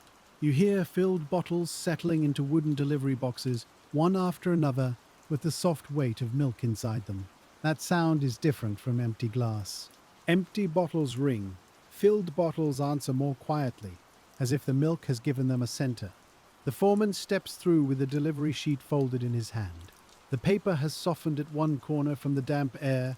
He says the nearer routes will go first, because those drivers can make up a little time on familiar streets. The farther orders will wait for the next safe rack. It is not the schedule anyone wanted at 4 in the morning, but it is a schedule the plant can still use. A bad morning becomes bearable when it can be divided into small working plans. First, fill the sound quarts. Then, cap them cleanly. Then, load what is ready. Then, return for more. You look at the approved rack in front of you, only half full, but made from the best glass left within reach. Each bottle has passed under your hand twice. Some have passed 3 times. The rack is not beautiful. It is simply trustworthy. The filling room takes it before it is full. That feels wrong at first, because a rack wants to be complete. Rows want to finish themselves. But a half rack of approved bottles is more useful than a full rack waiting for one doubtful row. The operator carries it with you, and this time he does not ask how many more. He has learned the shape of the afternoon. He knows the answer will be small waves, enough for one run of the filler, enough for one group of cases, enough to keep the day from stopping. When the rack reaches the filler, the operator places the bottle's mouth up, guiding each neck into position. He has begun handling them with more care too. The cracked crate has changed his hands, even though he was not the one who found it. That is how caution moves through a workplace. One person sees trouble, and everyone nearby begins to touch things differently. Milk flows again. The white level rises inside the glass, smooth and clean against the curved walls. A cap settles into the lip, pressed flat and even. The bottle is lifted away and placed into a case. The driver at the loading door watches from the corner of his eye. He has a route to keep, and a truck that cannot earn money while it waits. Still, he says nothing to hurry the room. Drivers know bottles too. They know how glass sounds when a case has been dropped, and how a cracked bottle can spill milk across a truck floor before the first stop. He checks the filled case by touch, not by inspection, just making sure each bottle sits upright. The paper caps make a neat pale pattern. Each one is dry. Each one is level. That level cap is a small sign that the bottle lip beneath it was worth trusting. The first lake cases go out through the loading door. You hear the wooden box runners scrape, then the heavier sound as they are lifted into the truck. Outside, a motor coughs once and settles. The afternoon delivery has begun. Not on time, but not empty. No one cheers. No one has the spare breath for that. The plant only accepts the fact and turns back toward the next rack. Back in the washroom, the warm air feels thicker after the brief step into the loading side. The tank is darkened with use. The water still steams, but it is no longer the bright, fresh wash of morning. It has carried too much paper fat, grit, and old milk through itself. You skim it again, slower now because the skimmer pulls up heavier matter. Soft grey pulp collects along the edge. Cream scum folds over itself. A thin brown streak, likely from street mud, spreads across the surface before breaking apart. The tank is still doing work, but it is nearing the end of what it should be asked to do. That is another quiet limit in the bottle room. A solution can be hot, it can be strong. It can still become tired from what it has taken in. You tell the foreman after this run the tank should be drained. He looks into the water and nods without argument. There are enough clean bottles to keep one more small wave moving, and after that the room will have to turn toward cleaning itself. The next crate is chosen carefully. Not the worst returns. Not the doubtful second wash row. You choose the crate with the most likely company quartz, because the plant needs one more dependable feed before the tank is spent. The bottles inside are dirty. That is a welcome kind of dirt. Cream at the shoulder, dust at the heel. One paper cap in the neck, no oil smell, no obvious chips. No wrong dairy shoulders staring back from the row. You lower them into the caustic water and listen to the dull bump as the crate settles. Bubbles rise through the mouths. The paper cap loosens and floats free after only a minute. The heat still has enough life for this. The helper brings another empty rack from storage. It is dry, and the wood is pale where it has not been soaked all day. He places it near the inspection bench, but not so close that it touches the suspect racks. You notice that small care. He has learned the geography of the room. Sound glass here, held glass there, wrong glass against the wall. Oil smell bottles separate. Rejects by the storeroom. Approved racks only near the doorway to the filler. At the start of the day, these places were only corners. Now they are rules. A wet room becomes orderly only when its rules are visible to tired people. You lift the last good crate from the tank and let it drain longer than usual. Hot water falls back in a steady silver tapping. The bottles tremble in their wire carrier, but none strike hard. You wait until the dripping slows. Waiting now saves slips later. The brush machine accepts the first bottle cleanly, then the second, then the third. Its rhythm has grown familiar enough to feel like part of your own pulse. Set, catch, brush, rinse, release.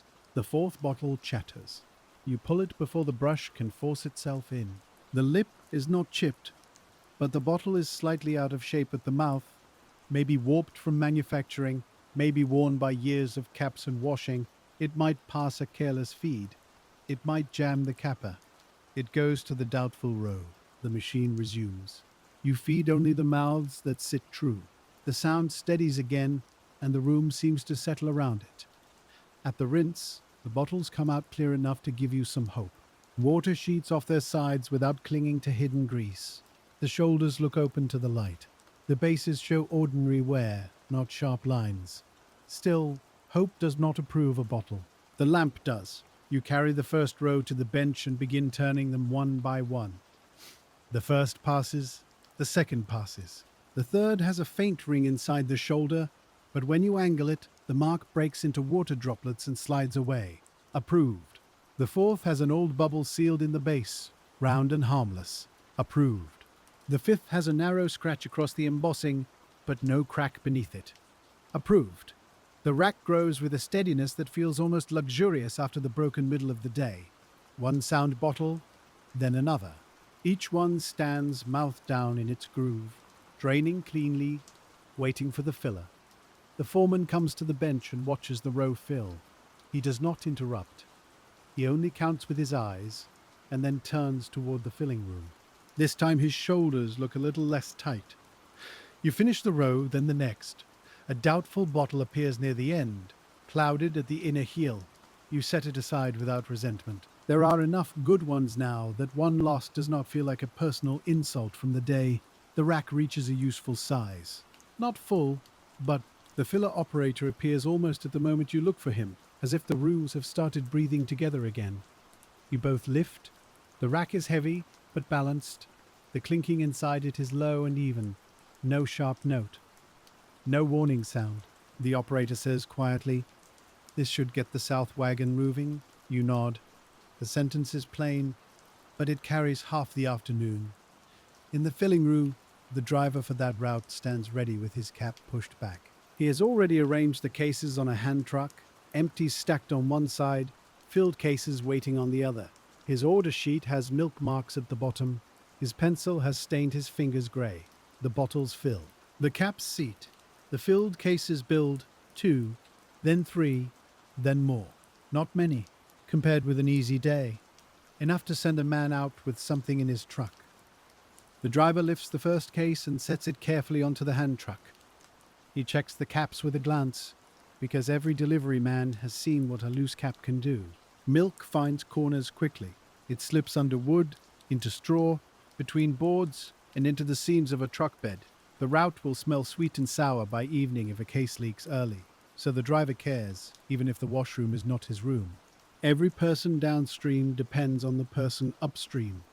The second afternoon run leaves a little later than the first. The motor starts, the loading door opens, and cold air pushes briefly through the plant. It reaches the washroom as a narrow draft along the floor. For a moment, your wet cuffs feel colder than before. Then the door closes. The room returns to steam, glass, and the damp smell of the tank.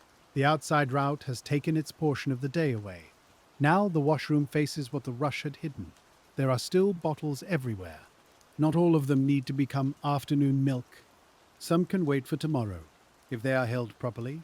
Some must be washed again before they can be trusted. Some must leave the bottle room entirely. The foreman says the filler has enough for the next short order if you can build one more rack from the sound row. After that, he says, start clearing the room. His voice does not soften, but the pressure changes. The morning fight for bottles is becoming the afternoon work of accounting for what happened. You turn back to the bench and assemble the last, immediate rack. It is made from the cleanest pieces left on the approved side. A few came from the last tank run. A few were rechecked from the earlier partial rack. One came from the second wash row after its shoulder haze finally lifted. That one you inspect longest. It passes. The glass is clear. The lip is true. There is no smell but hot water and clean emptiness. The rack goes to the filler. The final short order begins. You do not stay to watch it all because the washroom has begun asking a different question. What must be ready before 4 tomorrow? The answer begins with the tank. You cannot leave tired wash water waiting overnight and call the room prepared. Old heat cools into old smell. Paper pulp settles. Milk fat clings to corners. By morning, yesterday's neglect would rise with the first steam. So when the foreman gives the nod, you stop feeding the washer. The machine runs empty for a few turns, water striking metal instead of glass. Then you cut it back, and the sudden quiet feels large. For most of the day, the brush machine has made the room feel occupied. Without it, you hear smaller sounds. The drip from the racks, the distant capper, the driver's boots near the loading door, the soft ticking of steam lines cooling and warming by turns. You pull the remaining bottles away from the feed table and divide them again. Sound but unwashed company quarts go into one area for the next full wash. Doubtful company quarts stay marked for second inspection. Wrong dairy bottles remain in their tagged case. Pints wait separately. Rejects are not to be mixed with anything. The helper asks where to put a crate of half-sorted returns from the morning truck. You look inside before answering. 3 company quarts, 2 wrong dairies, 1 pint. 1 cracked at the neck. A bottle with a piece of string tied around its shoulder, perhaps from a household use. You tell him not to stack it as a whole crate. Break it now. If it waits mixed overnight, tomorrow's dark will turn it into a fresh mistake. He nods and begins sorting. His hands are less certain than yours, but they are learning. He reads the embossing slowly, sounding out the raised letters with his thumb before trusting his eyes. You show him the difference between your dairy's shoulder and the other company's shoulder. Not the name, the shape. Your bottle rises a little more squarely before the curve. The other slopes sooner and the lip sits lower. In wet work, shape is faster than reading. A tired eye may miss a word.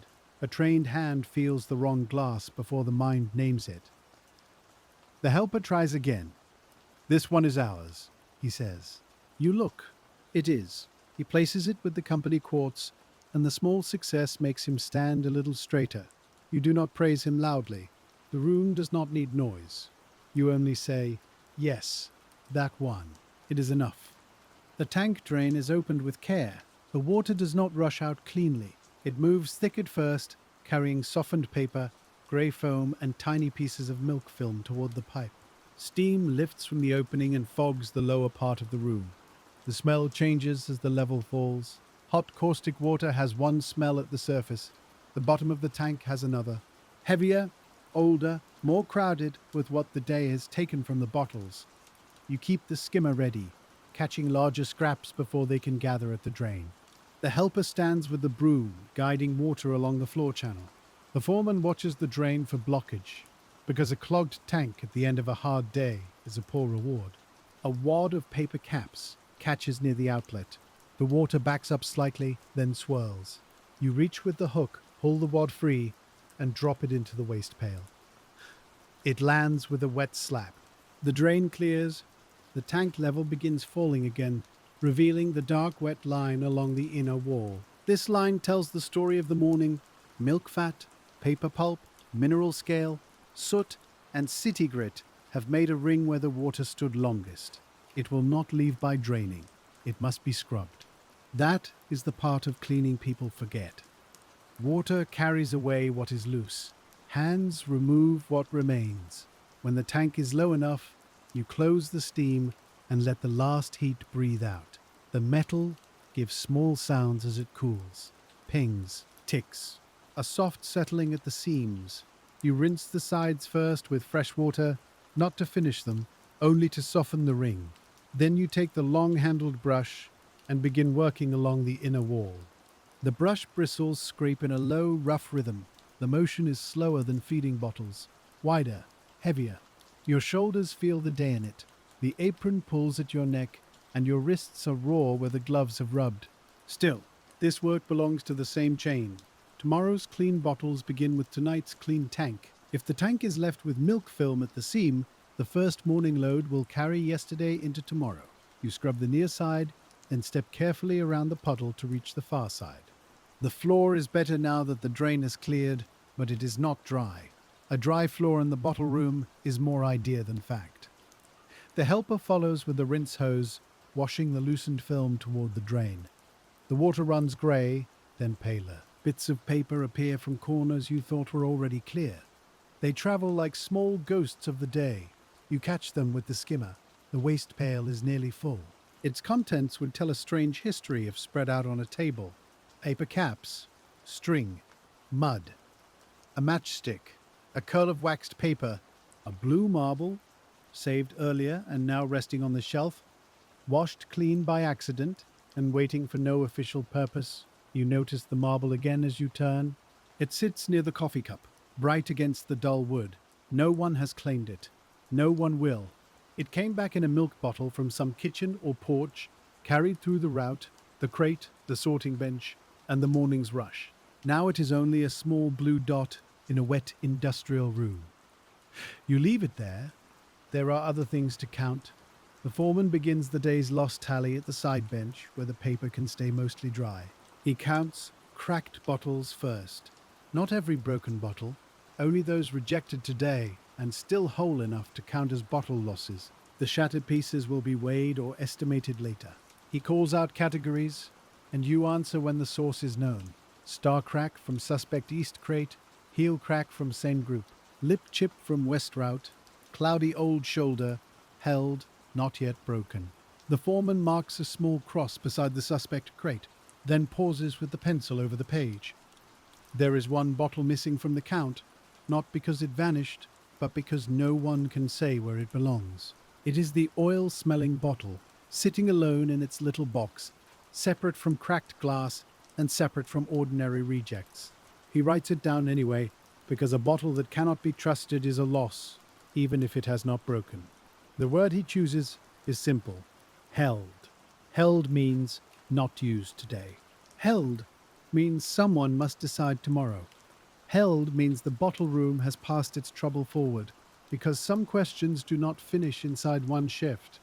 You look at the box, and the single bottle inside seems almost too quiet for the trouble it caused. Its glass is whole, its lip is smooth, its name is yours. But the smell inside it has made it useless for milk, at least for now. That is one of the small unfairnesses of this work. A bottle can look clean and still not be clean enough. It can pass the eye and fail the nose. It can belong to the dairy and still not belong on the filler. The foreman finishes the tally, then tears the damp page from his pad and folds it once. He will carry it to the office, where the numbers will become part of the day's account. Cracked glass, wrong glass, held glass, lost time, late routes, enough filled cases to keep the afternoon moving, but not enough to make the morning disappear. You keep scrubbing while he writes, because ledgers do not clean tanks. The long brush moves along the seam where the bottom meets the side, and a grey line lifts under the bristles. It is stubborn at first, then suddenly lets go. The rinse water takes it, thinning it into pale streaks that slide toward the drain. The helper follows with the hose, and the floor answers with a soft spreading sound. Water runs around your boots, carrying pulp, grit, and the last floating shreds of paper cap. The drain takes it better now, not eagerly, just steadily. Outside the washroom, the final short order is being capped. You hear the filler in small pieces now, not as a constant machine, but as an ending rhythm. Milk runs, a cap presses, a case shifts, then silence. The last driver leaves with fewer cases than he wanted. The loading door opens, and a cool line of air crosses the floor again. For a moment, the room smells of outside streets, wet wood, horse leather, gasoline, and late afternoon smoke. Then the door closes, and the bottle room returns to itself. No one says the day has been saved. That would be too large a phrase for what actually happened. The day has been carried. That is closer. Carried by wet hands, careful sorting, slower choices, and the plain refusal to send doubtful glass forward just because the clock wanted it. The foreman comes back from the office without the folded tally. His hands are empty now. He looks at the clean side of the tank, then at the side you have not finished. He reaches for a shorter brush and begins working the corner near the drain. That is not praise either. It is better than praise. A man with other duties has taken up the same work, because the room must be ready before anyone can leave it in peace. The helper stacks the approved empty racks along the wall, where they will be easiest to reach in the dark. He places them mouth open toward the feed table, not turned wrong or crowded behind suspect glass. You notice the arrangement. Tomorrow's hands will thank him without knowing it. The wrong dairy case is moved nearer the outbound side, tagged and separated. It will not help the morning run, but it will not confuse it either. The suspect racks remain against the wall, their red tags tied tight. The oil smell bottle waits alone, marked clearly enough that even a sleepy man at 4 o'clock will stop before touching it. This is the quiet order that comes after a bad rush. Not perfect order, not clean enough for a photograph. Working order, a kind made from wet wood, pencil marks, chalk lines, and memory. You rinse the tank one more time, sweeping the hose slowly from left to right. The water runs clearer now. Not clean at first glance only, but clear after it crosses the seam, clear after it reaches the drain. Clear enough that tomorrow's caustic wash will begin as a new solution, not a tired continuation of today. The steam is off. The pipes still tick, cooling in the walls. The brush machine stands open and still, its bristles dark with water, its chain hanging in a shallow curve. For hours it asked for bottle after bottle. Now it asks for nothing. You wipe the feed table with a rag, clearing grit from the metal guide.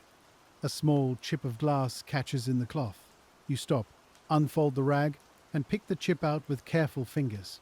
It is no larger than a grain of barley. Still, it is glass. You drop it into the broken glass pail, where it makes almost no sound. That is how the day keeps reminding you of its shape. Even at the end, there are small, sharp things left behind. The inspection lamp is the last station you clean before putting away the brush. You wipe its white glass until the film of steam and fingerprints disappears. For a moment, the lamp shines with no bottle in front of it. Just a square of pale light in a damp room. All day that light has decided what may move and what must wait. Now it rests on the empty bench. There is no lip to check, no shoulder haze, no hidden star crack brightening under your hand. You turn the lamp off and the room dims at once. The high windows still hold a little grey light, but it is thin now, stretched across the wet floor. The day outside is not night yet. But inside the bottle room, the shift has begun to loosen its grip. You pull off one glove, then the other. Your fingers are pale and wrinkled with red places near the knuckles and a sore band where the cuff rubbed all morning. They smell faintly of soap, steam, rubber, and old milk, even after rinsing. Work has a way of staying on the skin. The apron comes next. It is heavy when you lift it over your head, and colder now that the room is cooling. You hang it on its peg where it drips steadily into the little dark patch below. Tomorrow, it will still be damp. Almost everything in a bottle room is still damp tomorrow. The helper finds the blue marble on the shelf and holds it between two fingers. He asks what to do with it. You look at it for a moment. It is clean now, brighter than anything else in the room, with a little swirl of color trapped inside. You tell him to leave it there. Maybe the driver will know the house. Maybe no one will. Maybe it will sit on the shelf for a week, a small round thing that came in with the dirty bottles and stayed after the milk went out. The helper sets it back beside the empty coffee cup. It rolls once, touches the wall, and rests. That is enough. The foreman checks the red tags again before leaving the room. Held for inspection. Wrong dairy. Fuel smell. The pencil words are plain, but they carry the whole story of the day for the next man who reads them.